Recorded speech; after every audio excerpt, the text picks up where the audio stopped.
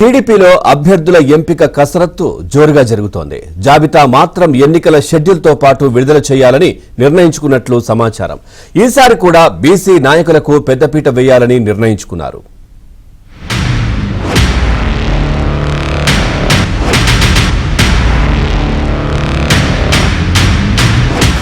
సమీకరణాల్లో భాగంగా పలువురు సీనియర్ నేతలను అసెంబ్లీ కాకుండా లోక్సభకు పోటీ చేయించాలని తీర్మానించినట్లు తెలుస్తోంది. దీనికి సంబంధించి రాయలసీమ వరకు కసరత్తు ఒక కొలిక్కి వచ్చింది. హిందూపురం ఎంపీ అభ్యర్థిగా బీకే పార్థసారథి, అనంతపురం లోక్సభ నియోజకవర్గం నుంచి కాలువ శ్రీనివాసులను ఎంపిక చేసినట్లు సమాచారం. కర్నూలు లోక్సభ అభ్యర్థిగా బీసీ నాయకుడినే నిలుపనున్నారు. 2-3 పేర్లు పరిశీలిస్తున్నారని, త్వరలోనే తుది నిర్ణయం తీసుకుంటారని సమాచారం. ఇక సీనియర్ నేత కోట్ల సూర్యప్రకాష్ రెడ్డి డోన్ అసెంబ్లీ బరిలో నిలిచే అవకాశం ఉంది.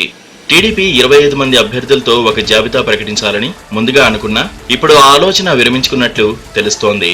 షెడ్యూల్ విడుదలైన తర్వాత ఒకేసారి 50-60 మంది అభ్యర్థులతో తొలి జాబితా విడుదలయ్యే అవకాశం ఉందని ఆ పార్టీ ఉన్నత స్థాయి వర్గాలు తెలిపాయి.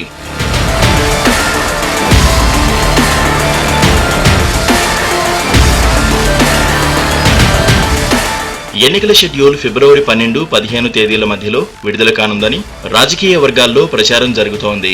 ఫిబ్రవరి 9 వరకు పార్లమెంట్ సమావేశాలు జరగనున్నాయి. అవి ముగిసిన తర్వాత ఈ షెడ్యూల్ వస్తుందని అంటున్నారు. ఆంధ్రప్రదేశ్కు సంబంధించి ఏప్రిల్లో ఎన్నికలు జరిగే అవకాశం ఉందని వినవస్తోంది. అభ్యర్థుల ఖరారుపై పూర్తి స్థాయిలో దృష్టి పెట్టేందుకు జిల్లాల పర్యటనలను కూడా చంద్రబాబు వాయిదా వేస్తున్నట్లు సమాచారం. అయోధ్య పర్యటన తర్వాత ఈ నెల 24-25 తేదీల్లో ఆయన 4 జిల్లాల్లో పర్యటించాల్సి ఉంది. అభ్యర్థుల ఎంపిక కసరత్తుకు తగినంత సమయం కేటాయించడం కోసం వాటిని వాయిదా వేస్తున్నట్లు చెబుతున్నారు.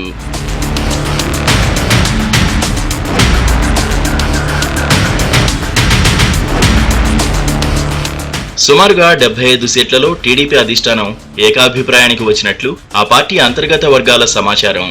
బలమైన నాయకత్వం ఉండి సర్వేల్లో స్పష్టమైన మొగ్గు వ్యక్తమవుతున్న నియోజకవర్గాల్లో అభ్యర్థుల పేర్లను ఆ పార్టీ ఖరారు చేసింది. సామాజిక సమీకరణాలను కూడా పరిగణలోకి తీసుకుని వీటిని ఖరారు చేశారు. సమయానుకూలంగా ఇందులో కొన్ని పేర్లు అక్కడక్కడా ప్రకటిస్తున్నారు. ఇందులో కొంతమందికి ఇప్పటికే పార్టీ నాయకత్వం ఎన్నికల ఏర్పాట్లు చేసుకోవాలని సూచించింది. మిగిలిన నియోజకవర్గాల్లో మరో 50 చోట్ల పోటీదారులను 2కి పరిమితం చేశారు. ఈ 2లోనే ఎవరో ఒకరిని అభ్యర్థిగా ఎంపిక చేస్తారు. 2లో ఎవరు బలమైన అభ్యర్థి అవుతారు అన్న దానిపై టీడీపీ నాయకత్వం ఆరా తీస్తోంది.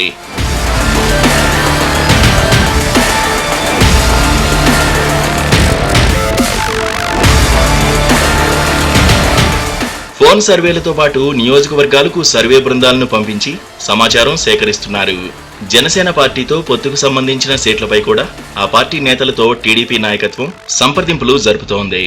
ఆ పార్టీకి ఎక్కడెక్కడ మంచి అభ్యర్థులు ఉన్నారు, ఆ పార్టీకి వివిధ సమీకరణాలు అనుకూలంగా ఉన్న నియోజకవర్గాలేవి, విజయావకాశాలు ఎలా ఉన్నాయన్న దానిపై 2 పార్టీల మధ్య పరస్పర సమాచార మార్పిడి, విశ్లేషణలు జరుగుతున్నాయి.